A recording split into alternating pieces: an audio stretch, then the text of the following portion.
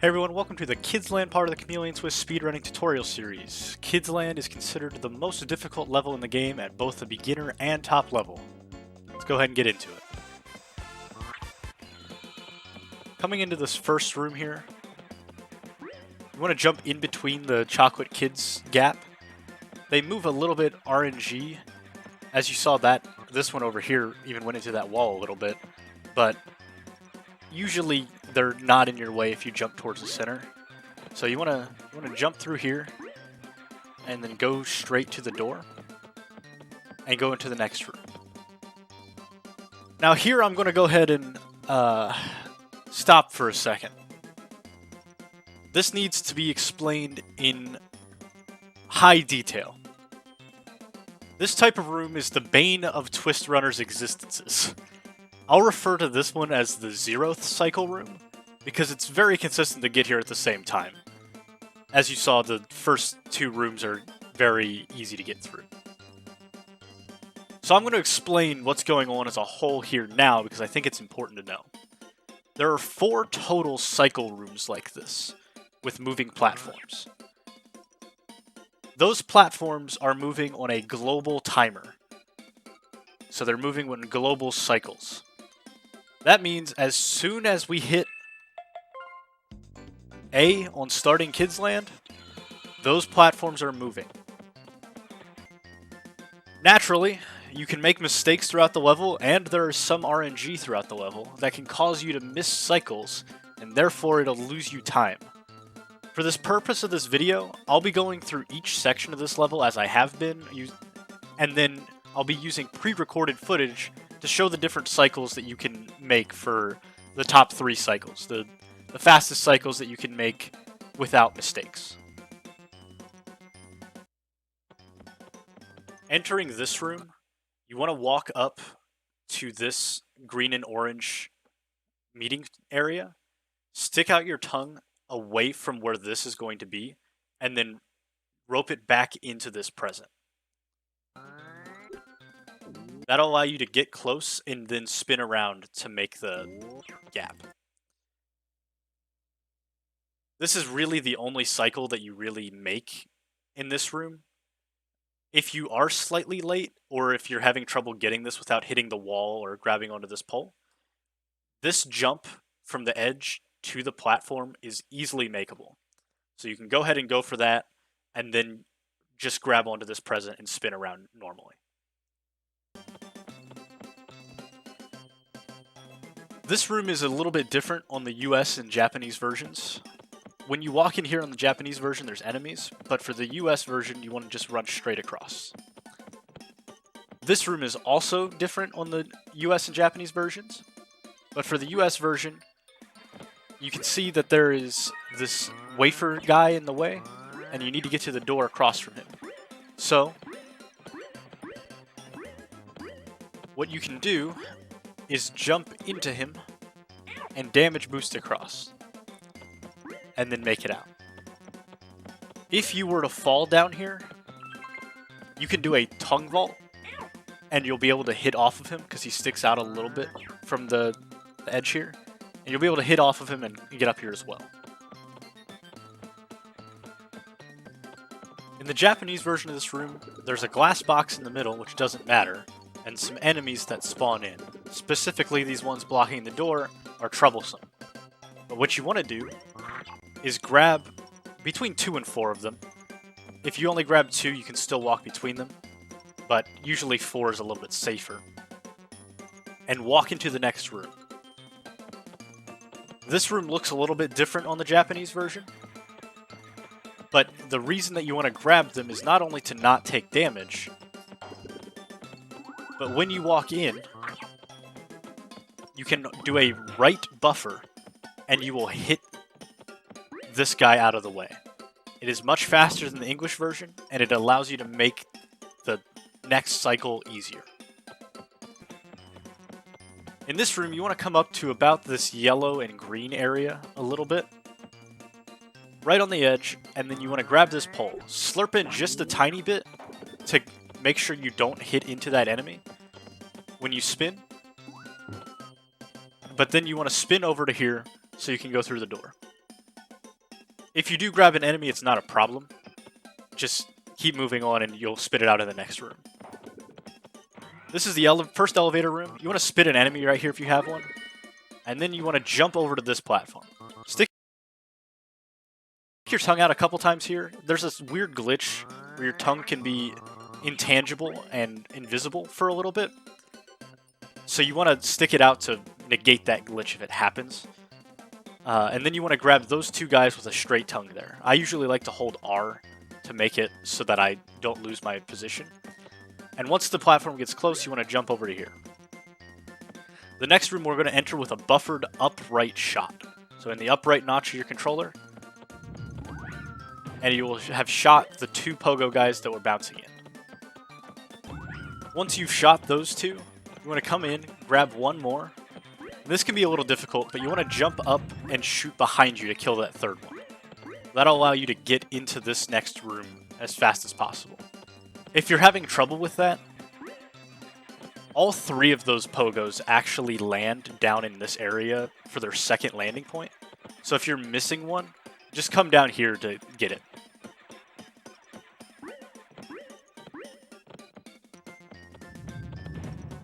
This room here is horrible. The order that you need to land on these platforms is RNG. If you fall, it will reset you to the beginning.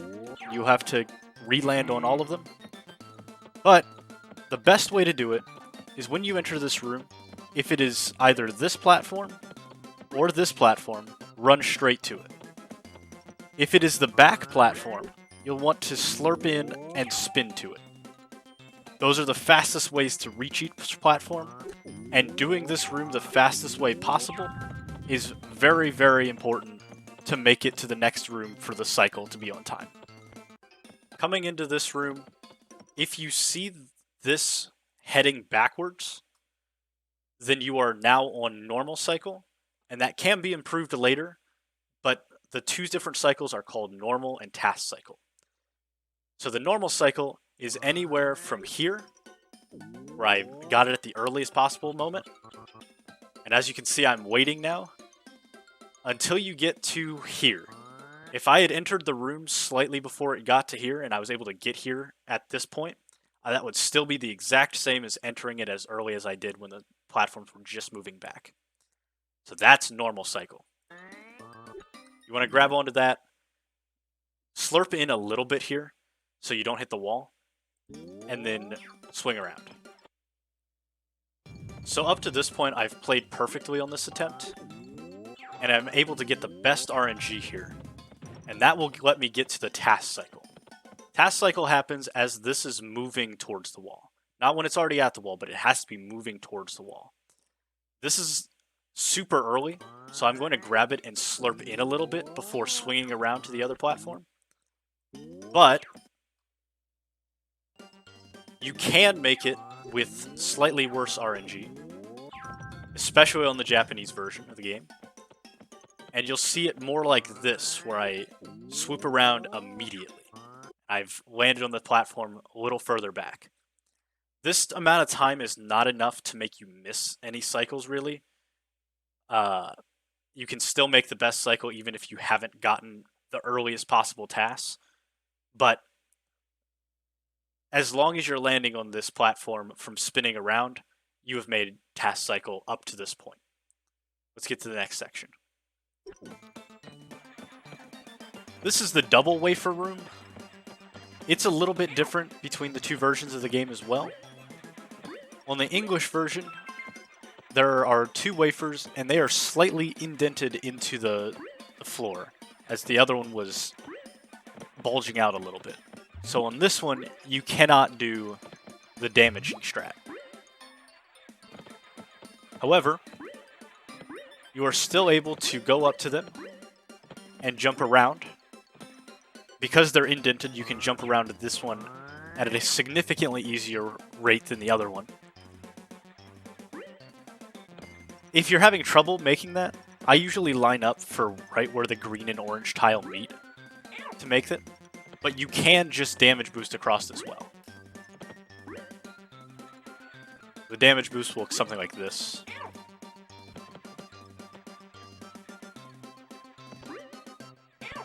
Usually if you do the first damage boost, it's easy to use your invincibility to make it around the second guy.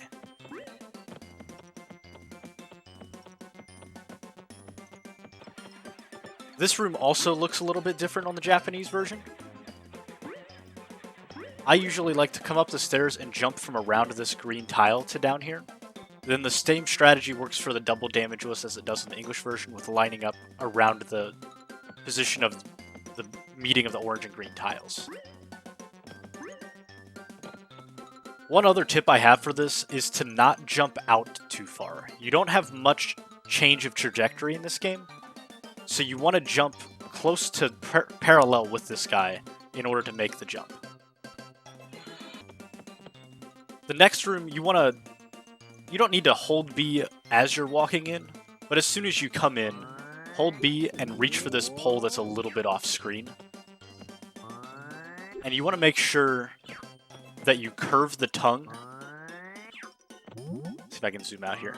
You want to curve the tongue a little bit so that when you're spinning, you don't hit this glass wall. You don't need to curve it a ton like I just did there, but that's if you do it as just a straight tongue, you will hit the wall and you'll fall here. If you're having trouble getting this, then you can just come up and grab this pole and zoom over. And then once you're here, grab this pole, slurp in just a tiny bit so you don't hit the wall, and then spin in. And that'll lead you to the next one, which is another RNG room.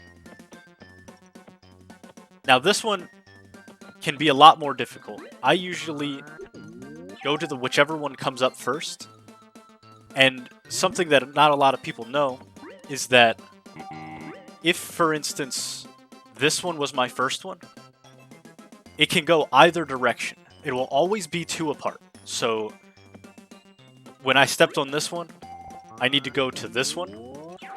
Then I'll have to go two apart again, and it's always in the same direction. That direction is random, so it could be either here or here if this one was my first one. Mathematically, if it was the one on the right, then the one on the left will be my last one. That's your best case RNG, actually, is to have this wafer or this caramel be your first one, and that one be your last one, because this one's the closest to the door and that one's the closest to the exit door. This RNG here is pretty not good, but not the worst.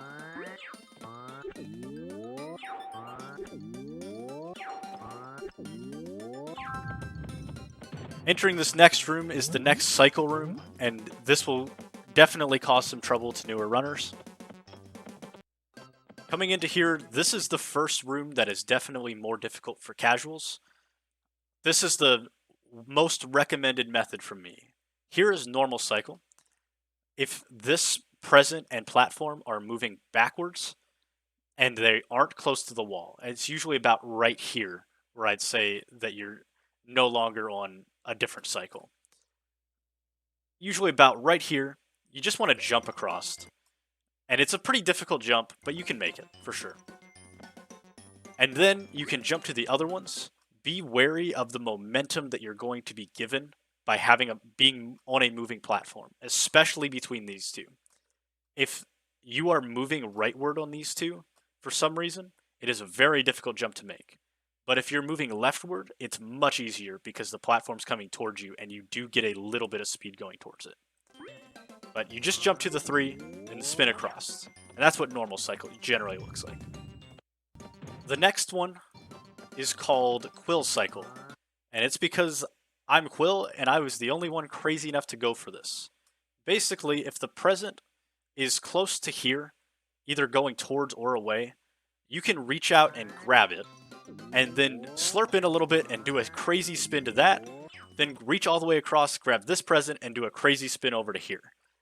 You have to be careful of every wall and every pole, and be very, very aware of the surrounding area. It is very easy to miss this platform. It's moving, depth perception is hard at this camera angle, it takes a lot of practice to do this, and it's very difficult to practice because it's so cycle-based. You cannot just save here and reload the save. If you had save states, you can. If using an emulator to practice, but this is a very difficult to practice section. I only got good at it by attempting it over and over and over again and failing it over and over and over again. Other people go for it now, but I definitely was the pioneer for it. And finally, we have entering here at Task Cycle. The present is going to be out of reach for you to be able to do anything about this, so you want to just jump to the platform, and you'll wait a little bit. Task Cycle is so much further ahead that you're basically making an earlier Quill Cycle, so you can be a little more lackadaisical. It is possible that the present is closer to here when you enter the room if you've played absolutely perfectly, and you can make it across a little bit faster with a little more risk, but generally the reward for that is not very high. We can talk about that in a little bit. This next room is another pogo room. It's very difficult to explain while doing. But you want to grab these three, shoot the one to the right, then shoot these two, then grab a fourth one and shoot this guy. So let me show you from the beginning.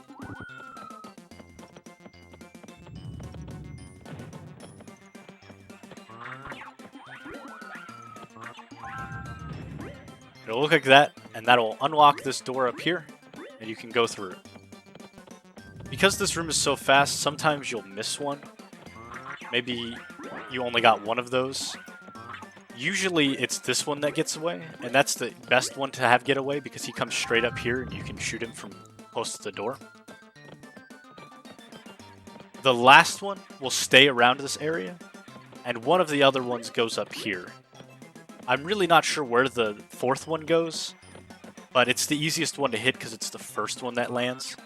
So it usually isn't a problem. However, if you are having troubles hitting them all, just grab something and come up here to see where they're going. And you can get a better perspective of where they are. Look for the shadows on the ground. Additionally, there's another method where you can come through here, grab 3, immediately shoot to kill all of those off screen, and then shoot the one that lands. This strat is very inconsistent and it was even hard for me to record for this tutorial. The pogo seems to hit you a lot, and it's hard to see, so you miss the shot quite a bit.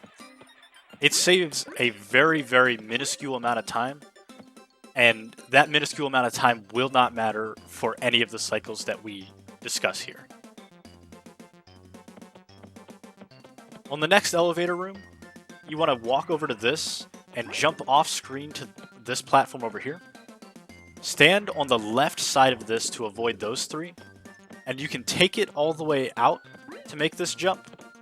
But there's also another trick where if you stand to the left side and avoid those guys, you can run around where they are and make that jump. If the platform turns before you jump, you will not have enough momentum to make this jump, and it can be wildly infuriating. So, back in the day when we found this, we dubbed it Dumb Jump, and it has forever stayed Dumb Jump. This is the final cycle room.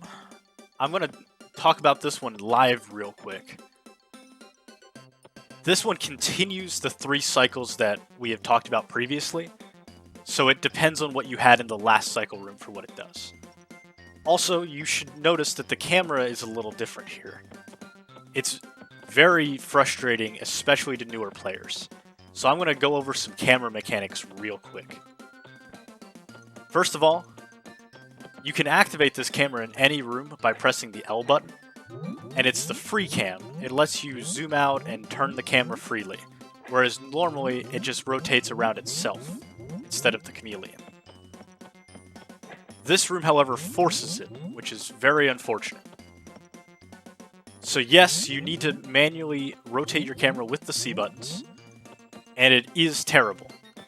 One other thing that you'll need to know is that if you're standing somewhere, the camera will face towards where you're standing if you do not move again. This room in general is known for being a beginner killer, because it is very difficult to get through as a beginner, especially when you don't know where your cycle is going to be from not making one of the big 3 cycles at first. You have to play this room completely improvisationally. All 3 cycles, and any cycle, will skip this first section by making this jump across the corner. If you're struggling with this jump, you can wait for this, and depending on your cycle, but you'll want to grab this and rotate over, and that's the fastest way to make it other than corner jumping.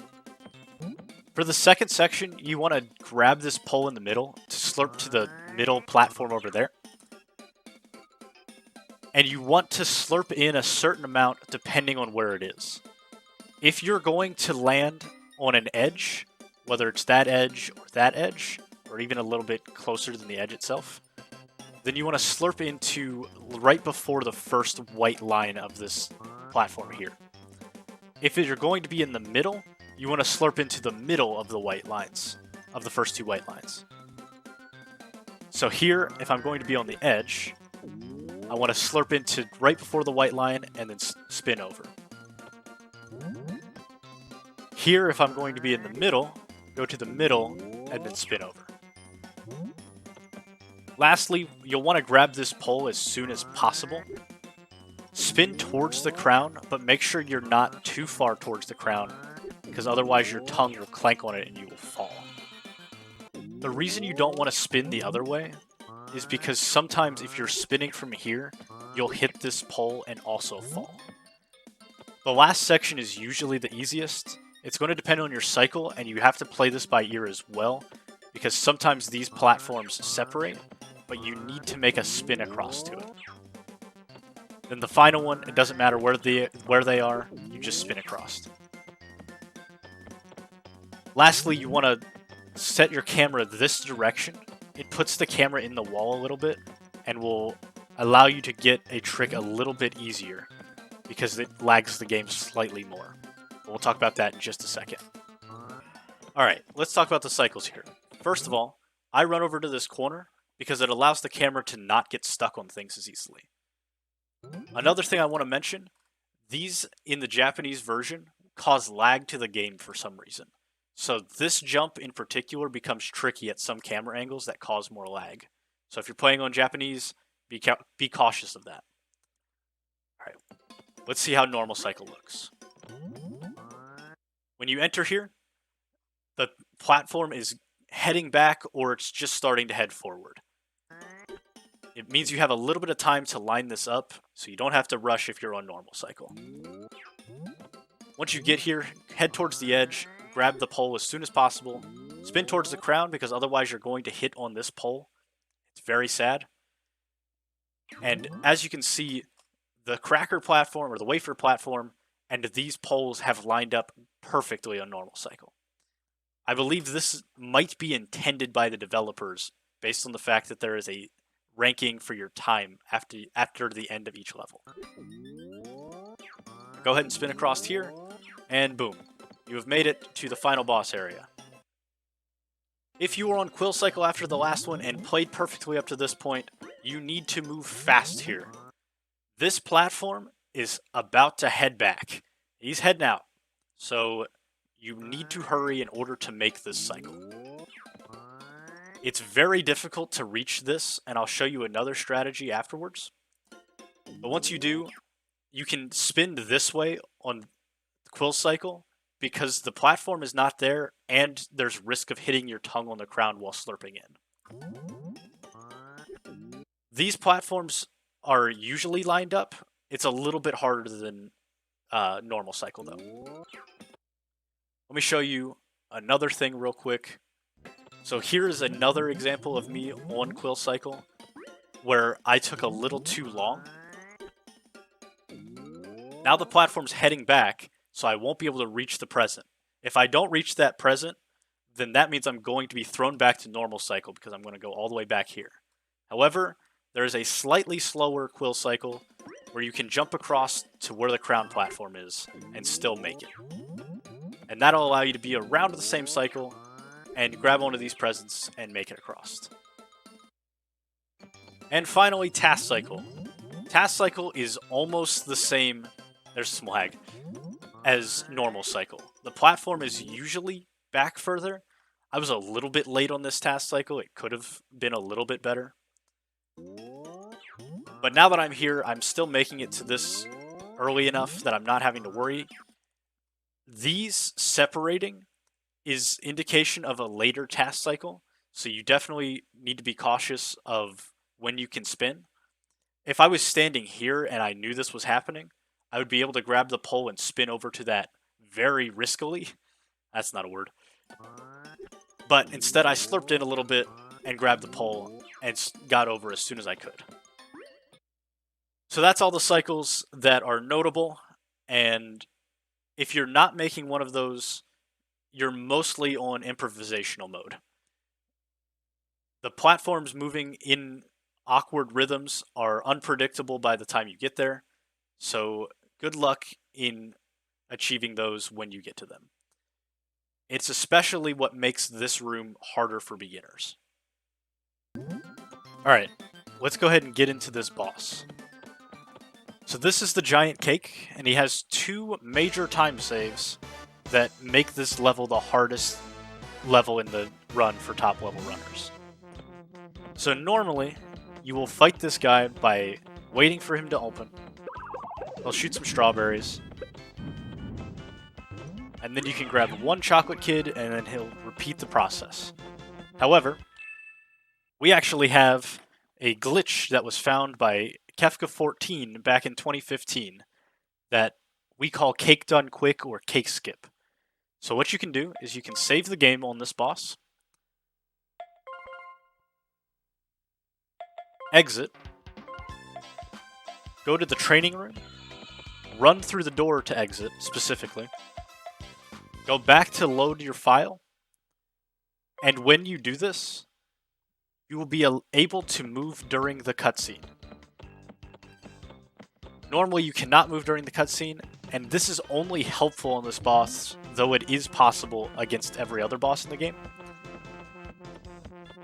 The 1.1 version of this game patched this out, so if you are buying a cartridge, be sure to buy a 1.0 copy or a Japanese copy. The reason it's called Cake Done Quick is because you are able to grab these chocolate kids right as they're entering the cake. So this is the easiest version. As you see, I was able to grab 3 kids. We call that a 3 kids.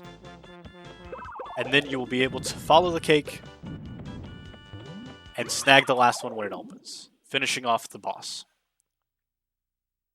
This glitch saves enough time that if you were only to grab 2 kids, it still saves time over fighting. There's another strategy called 4 kids. It allows you to grab all 4 of the kids before the fight even starts. It is very difficult, and I only recommend it for the top level runners. Let me show you how it looks.